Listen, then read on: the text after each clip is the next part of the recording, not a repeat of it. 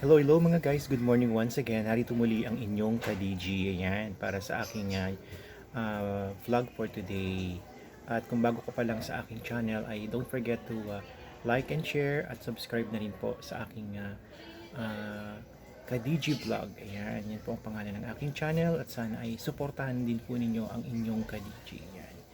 At kamusta na po kayo mga guys? Ngayon po ay araw ng Lunes at napakabilis pong lumilipas ang panahon at ngayon po ay matatapos na naman ang buwan ng Mayo. Parang kakaumpisa lang ng Mayo 1, ngayon po ay nasa 19 na po tayo ng Mayo. At ilang linggo na lamang po ay matatapos na naman ang ating buwan ng Mayo. Kaya magtatag-ulan na naman po guys. So sana ay handa na po tayo sa ating pagsalubong sa tag-ulan. Yan. Kapag alam naman natin kapag tag-ulan ay nauuso ang bagyo. No? Maraming bagyong dumarating. Kaya kailangan ngayon pa lang ay i-check na natin ang ating mga bahay kung tubay ay matibay ang bubong, kung meron bang mga butas na dapat ayusin yan o tibayan ay ngayon pa lamang po guys ay i-check na po natin para pagdating ng tag-ulan ay hindi na po tayo nagkukumahog o nagmamadali yan. Kasi alam naman natin na kapag tag-ulan ay talagang maraming tumutulong mga bubong yan.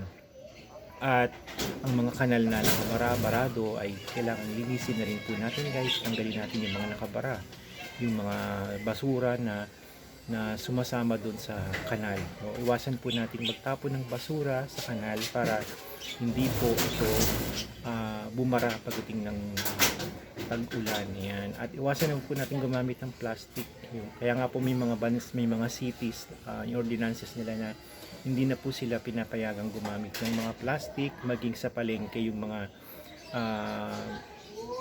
pamilihan natin ng mga isda, yan, mga gulay. Ang ginagamit po nila ngayon ay makapal na papel, yan.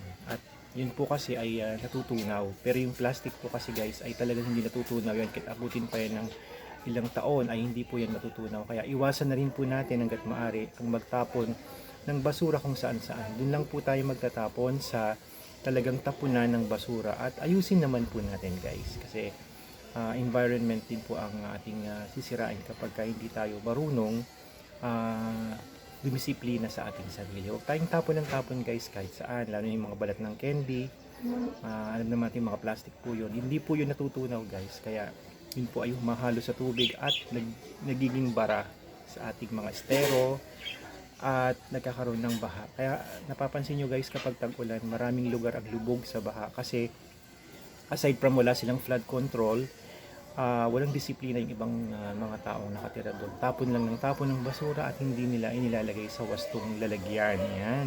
Dapat po guys tayo marunong ding magbukod-bukod ng mga basura natin, yung mga papel, ibukod natin sa mga plastic, yung mga nabubulok sa hindi nabubulok. Kailangan tayo mismo ay marunong na rin sa garbage segregation kasi kapag marunong tayo niyan guys, everything will follow. Lahat tayo magiging disiplinado, di ba? Mas maganda at mas lilinis ang ating environment. So maiwasan natin ang pagbaha. So tulungan natin ang ating environment na maging safe at iwasan ang pagbabaha. Yan. At magtanim tayo ng maraming puno. Huwag tayong putol ng mga puno kasi minsan yung iba ay nalilibang. So, instead na magtanim ay pumuputol ng maraming puno. So, hindi naman nila napapalitan kaya nauubos, nakakalbo ang ating kagubatan. So, kailangan din natin ng balance. Yan. Ecological balance, di ba? At ugaliin nating magtanim ng mga gulay sa bakuran. And kung meron din naman kayong spasyo sa inyong bahay, ay magtanim tayo ng mga simpleng gulay lang, gaya ng kamatis, ng talong, na hindi naman tayo gugugol ng malaking spasyo.